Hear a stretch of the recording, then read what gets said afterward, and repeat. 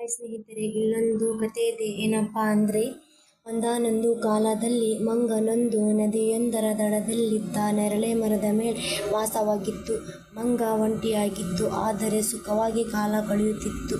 ಇಡೀ ವರ್ಷ ಈ ಮರದ ತುಂಬ ಹಣ್ಣು. ಮಂಗನಿಗೋ ನೇರಳೆ ಹಣ್ಣು ಅಂದರೆ ತುಂಬ ಇಷ್ಟ. ಒಂದು ದಿನ ನದಿ ನೀರಿನಿಂದ ಮೊಸಳೆಯೊಂದು ದಡದ ಮೇಲೆ ಬಂದು ಮರದ ಕೆಳಗೆ ಹಾಯಾಗಿ ಮಲಗಿತ್ತು. ಮರದ ಮೇಲಿಂದ ಮಂಗ ಕೂಗಿತು, ನೀನ್ಯಾರು? ಮೊಸಳೆ ತಲೆ ಎತ್ತಿತು. ಅದಕ್ಕೆ ಮರದ ಕೊಂಬೆಯ ಮೇಲೆ ಕೂತಿದ್ದ ಮಂಗವು ದೂರದಿಂದ ಬಂದಿದ್ದೇನೆ ಎಂದಿತು.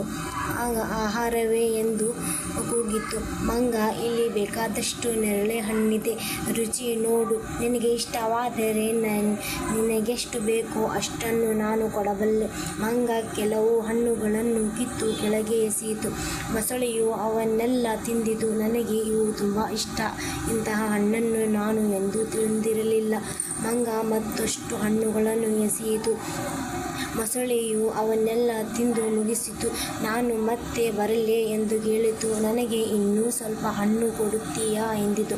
ಓಹೋ, ನೀನು ಯಾವಾಗ ಬೇಕಾದರೂ ಬರಬಹುದು ಎಂದಿತು. ಮಂಗ, ಬಾ, ನಿನಗೆಷ್ಟು ಹಣ್ಣು ಬೇಕೋ ಅಷ್ಟು ತಿನ್ನು. ಮತ್ತೊಮ್ಮೆ ಬರುವುದಾಗಿ ಹೇಳಿ ಮೊಸಳೆಯು ಹೊರಟು ಹೋಯಿತು. ಮರುದಿನ ಮೊಸಳೆ ಮತ್ತೆ ಬಂತು. ಮಂಗನಿಗೋ ಮೊಸಳೆಯನ್ನು ಕಂಡು ಸಂತೋಷವಾಯಿತು. ಮೊಸಳೆಗೆ ಬೇಕಾದಷ್ಟು ಹಣ್ಣನ್ನು ತಿನ್ನಲು ಕೊಟ್ಟಿತು.